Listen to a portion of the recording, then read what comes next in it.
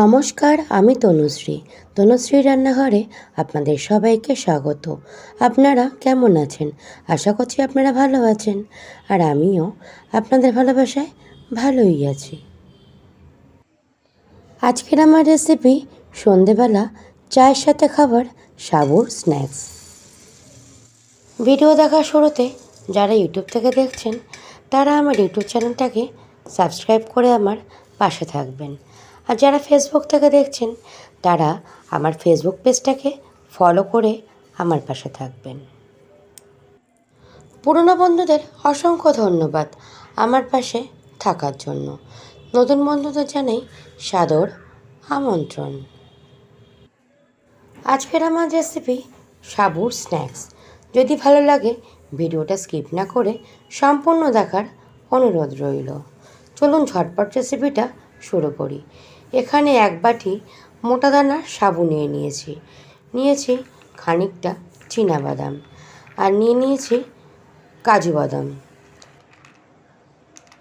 2 থেকে 3টে শুকনো লঙ্কা ভালো করে কুচিয়ে নিয়েছি। কড়াইতে পরিমাণ মতন রিফাইন তেল গরম করতে বসিয়ে দিয়েছিলাম। এরকম একটা স্টিলের ছাঁকনিতে নিয়েছি চীনাবাদামটা ভালো করে ভেজে নিতে হবে।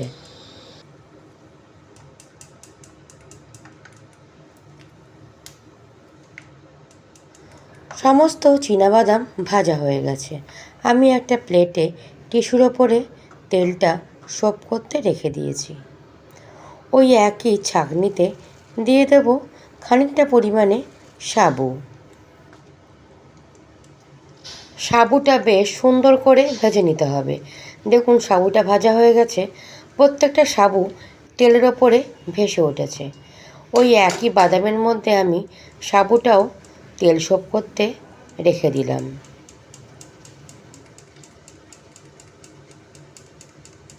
এই রকম সাবু স্ন্যাক্স খেতে কিন্তু চায়ের সাথে অসাধারণ লাগে। আপনারা একবার হলেও বানিয়ে দেখতে পারেন। দেখুন কথা বলতে বলতে সমস্ত সাবু ভাজা হয়ে গেছে। আমি ওই একই প্লেটে রেখে দিয়েছি। এইবার ভেজে নেব কাজু বাদাম। ওই একই প্রসেসে ভেজে নিতে হবে।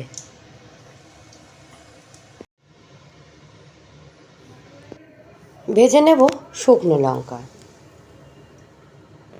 আপনারা যদি এই প্রসেসটা ফলো করে ভাজাভুজি করেন তাহলে দেখবেন তেলটা নষ্ট হবে না। দেখুন শুকনো লঙ্কাটাও ভাজা হয়ে গেছে। এবার ভেজে নেব কারি পাতা।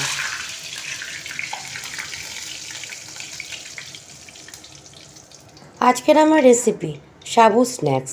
যদি ভালো লাগে রেসিপিটা সম্পূর্ণ দেখে লাইক, শেয়ার, কমেন্ট আর চ্যানেলটাকে সাবস্ক্রাইব করে আমার পাশে থাকার অনুরোধ রইল।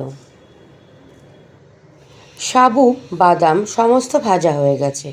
এবার একটা মশলা বানিয়ে নিয়ে নেব 1 চামচ পরিমাণে ভাজা গুঁড়ো মশলা, দেব পরিমাণ মতন বিট লবণ, 1 চিমটি হিং, দিয়ে দেব সামান্য পরিমাণে শুকনো লঙ্কার গুঁড়ো আর 1/2 চামচ চাট মশলা। সমস্ত উপকরণ এবার ভালো করে মিশিয়ে নিলে তৈরি হয়ে যাবে সাবুর স্ন্যাক্সের জন্য মশলাটা।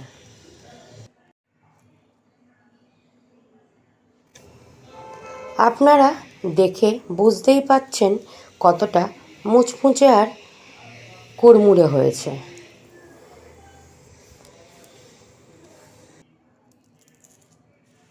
সন্ধ্যের চা বসিয়ে এইরকম একটা অসাধারণ স্ন্যাক্স আপনারা ঝটপট বানিয়ে নিতে পারেন।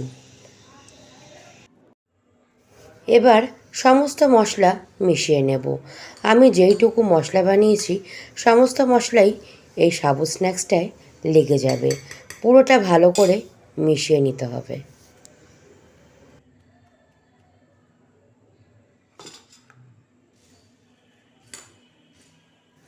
আজকের আমার রেসিপি সাবুর স্ন্যাক্স।